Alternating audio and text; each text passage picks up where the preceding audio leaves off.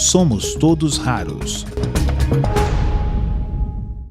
Mas eu queria avançar um pouquinho mais. E ao meu lado o Átila Alexandre, que ele já fez as contas aqui. Quantos pacientes você estima, tudo bem que você não tem um número, mas que você estima por alto que tenham a doença de Crohn e a retocolite? Olha, eu não tenho mesmo como te dar um número. Um número. Não, a gente não tem uma pesquisa oficial. Esse ano, né, a ABCD, que é a Associação Brasileira de Colite Ulcerativa e Doença de Crohn, ela fez uma pesquisa chamada Jornada do Paciente com Doença Inflamatória Intestinal. E aí, nessa pesquisa, ela conseguiu traçar um perfil dessas pessoas, né? Em relação à idade, demora de atendimento, satisfação com atendimento, com tratamento. E a adesão foi boa. Essa jornada está para ser publicada como um artigo mesmo. Então, isso é o que a gente tem de melhor, em termos de indicadores sobre esse universo. Sobre o universo das doenças inflamatórias. Agora, uma coisa curiosa é que a doença de Crohn, ela, na realidade, não sabe muito a causa dela. Não tem uma causa definida. É genético? Não tem uma causa definida. Tem os estudos, suposições. Isso mesmo. Tem alguma origem genética? Pode ser que tenha, porque dentro de uma mesma família, principalmente os pais e filhos, geralmente, se o pai tem, um filho vai ter. Então, tem. Entre os irmãos. Só que não tem ainda a pesquisa definitiva, né? Que diga, são esses genes. Se de repente algum hábito, por exemplo, que gerou talvez dentro de casa. Né? Exatamente. Tem os gatilhos, né? Sim, a gente estava conversando no intervalo. Você, inclusive, estava relatando que o grande problema é quando dá ainda na infância, não é isso? Isso. Conta um pouquinho sobre isso, para a gente entender até a seriedade quando isso acontece na infância. Então, é possível também, acontece em crianças. O mais comum, é até importante, que a gente não falou muito sobre isso no primeiro bloco, o mais comum é na idade adulta, né? na juventude, é isso? Isso. Na idade produtiva, né, que a gente chama, né, que é a adolescência, com 30 anos até 40 anos, ela é bem prevalente. Agora, em crianças acontece também e a gravidade é muito maior, porque em um adulto, quando a doença acomete o intestino, se você faz uma cirurgia, como por exemplo eu fiz, eu tirei um pedaço do intestino, religou, não precisei de bolsa, vida que segue. Uma criança, pela dimensão da criança, você não tem como ficar fazendo essas cirurgias, né? E determinadas medicações não podem ser usadas nessas crianças. E aí entram os corticoides. Os corticoides têm o problema de prejudicar o crescimento dessa criança. O desenvolvimento da criança. O desenvolvimento. Então, é muito grave quando afeta a criança. Prejudicando muito, né? Eu queria avançar um pouquinho mais sobre isso. Quer dizer, você não tem... Agora, eu fico imaginando, nós temos um companheiro nosso que hoje não veio trabalhar, mas ele tem com uma certa frequência, ele tem alguns desses sintomas de retocolite.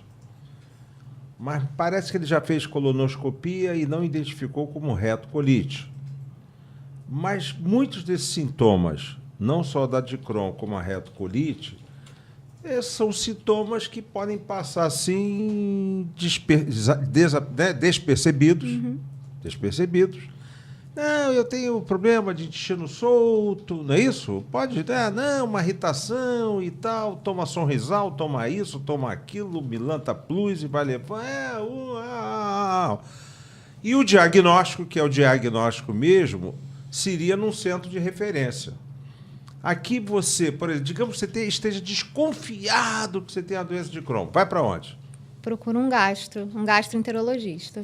E os gastros estão preparados para esse diagnóstico? Boa pergunta. Não necessariamente. Não necessariamente. Então. Isso eu senti no primeiro bloco. Ela mencionou que mesmo, né, os especialistas, eles não acertam de primeira. Né? E, por exemplo, a retocolite, ela afeta o reto, né?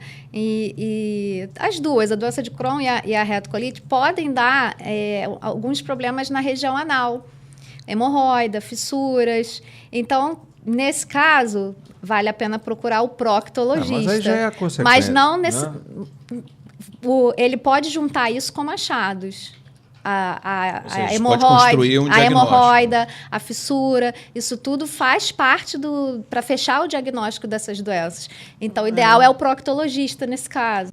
É o que eu falei, né? Não tem uma origem, né? A gente fala para os pacientes que eles não precisam se culpar pelo que eles comeram também, porque não é isso que vai exatamente dar a doença. Não necessariamente.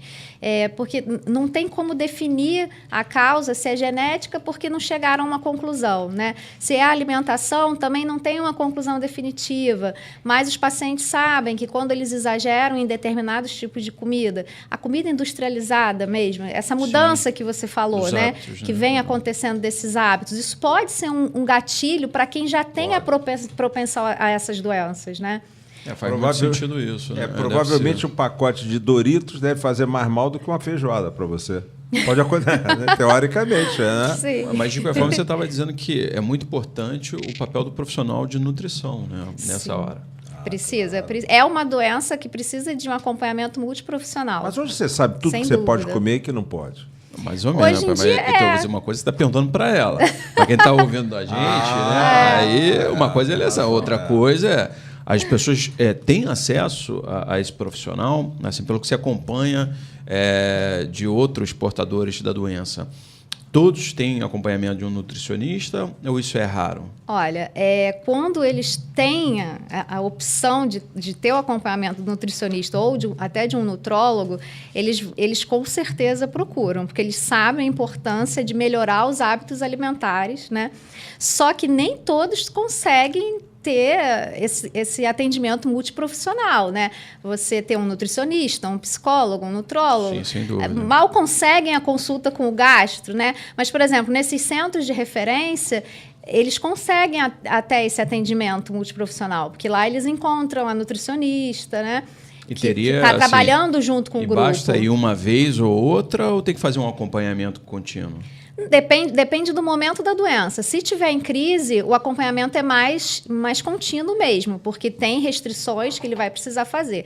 Quando ele está em remissão, é uma questão só de adaptação de dieta, de melhorar os hábitos alimentares dele. E vai variando de pessoa para pessoa. Ou seja, pessoa não existe pra pessoa. ali, olha, é simples, se tem a doença de Crohn, simplesmente evita-se tais e tais alimentos e acabou. Não é o caso. Não tem isso. Só mesmo de acordo com a situação que a pessoa se encontra. Alguns pacientes, eles acabam desenvolvendo intolerâncias. Intolerância à lactose. Também é uma consequência também. Acontece deles desenvolverem intolerância à lactose. Então, eles fazem testes, né, para isso, para comprovar com o nutricionista. Mas essa coisa da rede social, né, como eu tenho blog, a gente tem que estar sempre batendo na mesma tecla, né, que o ideal é que eles procurem o nutricionista, não se consultar entre eles, né, e não seguir dietas da moda, principalmente para a gente tem uma doença do sistema gastrointestinal, não dá para eu ficar fazendo moda comigo, né? É algo muito sério falar de dieta para um paciente desse. Um negócio de detox, não sei o quê, não, isso não tem nada a ver. Sim, ele pode até ficar mais desnutrido do que ele já está, né? Claro. Não, eu queria avançar um pouquinho mais. Agora eu queria falar com você o seguinte. Tanto eu quanto o Átila Alexandre, a gente está se dedicando demais a esse negócio de doenças raras. E não através só de legislação, de comitês. Né? O que mais eu noto que mais se ressente o paciente de doença rara são os centros de referência. Graças a Deus nós temos bons centros de referência, né? O Fernando Figueira é um deles. Mas eu queria te fazer uma pergunta bem direta. Você tem um blog, o Farmali, que trata da doença de Crohn. Você vive isso e você, ainda por cima, é farmacêutica. Né? É que ele estava falando com você, Alessandra, e eu estava pensando aqui o seguinte, né?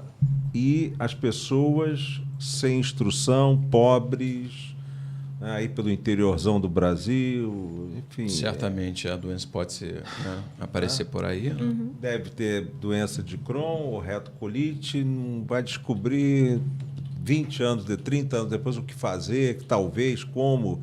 E bem cá, como é que consegue um remédio, uma ampola de R$16.000 a cada 8 semanas? É só imaginar o quadro, né? Quer dizer, Imagina com as bolsas. Eu vejo paciente... há pouco tempo tem saído mais notícias sobre isso, ainda bem. Apesar de ser triste ver. Faltam bolsas de coletoras. A pessoa inventa. Ela bota camisinha, para colher as fezes, ela bota saco de compras. Então, quando você falou entrando aí pelo Brasil, né? Essa é a realidade também. Infelizmente, é muita falta de dignidade, né? Total. Muita falta de respeito isso com uma pessoa. Faltar medicação, né? Faltar um item desse, né? Como é que ele sai na rua? Ele não sai, né? Porque é um mínimo Questão isso de daí. dignidade É humana. o mínimo do mínimo do mínimo. Fora a infecção que ele pode pegar. Isso é tipicamente um direito humano. Sim, Isso é dignidade humana. com total. certeza. Dignidade humana. Total A dignidade mesmo. humana. Mas eu perguntaria então para você, já depois desse introito, digamos que você tivesse o poder de fazer leis. O que você mudaria, não só leis, mas que você tivesse um poder, digamos, um poder federal grande? Se quiser, também posso até fazer de conta que você é presidente da República, ministra da Saúde, algo parecido. O que seria prioritário? Olha, tratamento é prioridade, né? Sem tratamento... Pode ser mais específico? Sem as medicações, né? Essas doenças precisam de medicações, né? Então, o tratamento é prioridade. Para a gente ter medicação, a gente precisa que isso esteja disponível nos PCDTs, né? Para isso estar disponível no PCDT, a Conitec ela tem que estar avaliando isso de uma maneira mais constante, mais regular, o que não acontece. Isso aí é uma coisa que eu, com certeza, gostaria de mudar. Que houvesse, assim, uma regularidade para todos os PCDTs. De tanto em tanto tempo, esse PCDT tem que ser atualizado. Isso seria incrível, porque é medicação disponível, de ponta, né, para o paciente do SUS. Eu não digo nem dos planos de saúde, a partir do momento que entra na Anvisa, né? A dificuldade da atualização, eu não... Também queria saber. Isso que eu ia falar. Hoje não tem qualquer obrigação dessa atualização. Não. Isso é o que? A gente Anvisa, não tem, Ministério da porque Saúde? O que é isso? o de retocolite é de 2002. O da doença de Crohn foi atualizado agora com uma nova medicação. Agora, ano passado. Não tem nenhum E de decreto. retocolite não tem nada novo? Não temos isso. Nós estamos Que obrigue a fazer isso, não tem. O que tem é quando faz a atualização, aí vem os prazos para disponibilizar. Qual né? é o órgão que faz essa atualização? É a Conitec. Que é a Comissão Nacional de Incorporação de Tecnologias no SUS. Isso, ela que faz isso. Ela Bom, já vi que se faz você isso. fosse ministro da Saúde, você iria em cima dessa comissão. Isso, sim. E outra coisa importante é um paciente de doença rara, um paciente de doença de Crohn, retocolite, entrar no CISREG para esperar ir para o centro de atendimento é esperar a morte, né? Não é uma questão de pular filas, né? É uma questão mesmo de prioridades. Não faz o menor sentido. Até ele conseguir a vaga dele lá no centro especializado, ele já foi para a emergência fazer cirurgia. Fato. Porque essas doenças, se você não tratar, o que vai restar é a mesa cirúrgica. É o que resta, se não tratar. Se tratar, ele nem vai chegar lá, talvez, se ela não for de um tipo muito grave, né? Apresentação. Só para aproveitar, então, que a gente, já que nós estamos falando da relação, né, cidadão-governo, porque, no fundo, a gente está falando também sobre isso, né, sobre as nossas instituições públicas. O que existe hoje, né, de associações, de grupos organizados, né, de amigos, né, dos portadores da doença de Crohn? O que existe, de fato, em termos de movimento, até mesmo para pressionar, né, as autoridades? Existe alguma coisa organizada ou é tudo mais na base de um ajudando o outro? Não, então, essa jornada do paciente é um pontapé inicial para a gente poder ter dados, né, e poder cobrar do governo o porquê das nossas necessidades, né? Nessa jornada tem todos os dados, todas as dificuldades, o tempo de atendimento, fala do SUS também, ela é muito completa, eu te mando depois o artigo dela. Com essa jornada, os grupos, as associações de pacientes pelo Brasil, a ABCD, né, que é a associação que organizou essa jornada, a gente vem se unindo, tentando pressionar o governo que olhe as nossas demandas. Eu acho que ainda a parte de vocês está sendo feita, mas eu acho que o grande nó górdio disso tudo, na minha opinião, ainda é a absoluta ignorância por parte, talvez, do Congresso Nacional, dos deputados, dos senadores, sobre as doenças raras. Eu não tenho a menor dúvida disso. Olha, eu vou lhe dizer, Alessandra, eu e o Átila Alexandre, a gente começou a nos aprofundarmos nesse assunto. Por exemplo, foi descobrindo coisas do Arco da Velha. Quer dizer, a cada 2.000 crianças nascidas no Brasil, uma tem uma doença rara, que é um número elevadíssimo. Eu não sabia, eu ignorava, com toda a minha experiência política, há muito tempo atrás, por exemplo, que nós tínhamos 13 milhões no Brasil de pacientes de doenças raras, que nós tínhamos tão poucos geneticistas para cuidar dessa gente toda, porque a de Crohn não é que seja uma mais grave do que a outra, não se trata de ser mais grave, porque todas elas levam à morte, ou a maioria delas leva à morte, não adianta, leva à morte.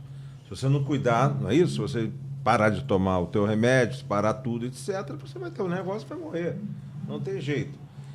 Mas eu fico impressionado com a ignorância da classe política, né? Não sei se eu falo pelo Átila Alexandre, mas lá, por exemplo, na Assembleia Legislativa do Estado do Rio de Janeiro, eu acho que eu sou o único deputado que tem consciência plena do que é uma doença rara. A maioria não tem. Outro dia eu fiz um discurso e os deputados aí mesmo, o que é doença rara? O que é isso? E começam a confundir, achando que autismo é doença rara, que câncer é doença rara. Eu falei, olha... Se eu puder fazer só aqui um complemento, eu acho até que a gente vive um outro drama, né, para os portadores de doença rara, é que, inclusive, existe preconceito, né, com pacientes de doenças diversas com o portador de doenças raras em decorrência do custo, muitas vezes, do tratamento da doença rara. O preconceito nasce no próprio governo. Sim, mas... Você é caro. Sim, mas então, aí que é um ponto que a gente já várias vezes debateu, né, aqui no programa, onde começa a apontar e falar, olha, mas isso é egoísmo, né? O tratamento dela é muito caro, com o tratamento dela eu... né, poderia direcionar esse investimento para outras doenças. É verdade. E começa a ficar uma lógica de maluco, porque uma lógica que é uma decisão da sociedade, é como se daqui a pouco escolhesse, né, quem fica para trás e quem não fica. Como né? disse o Cristiano Silveira, vira uma lista de Schindler. Isso. Vira uma lista de Schindler. Lista de Schindler, não é isso?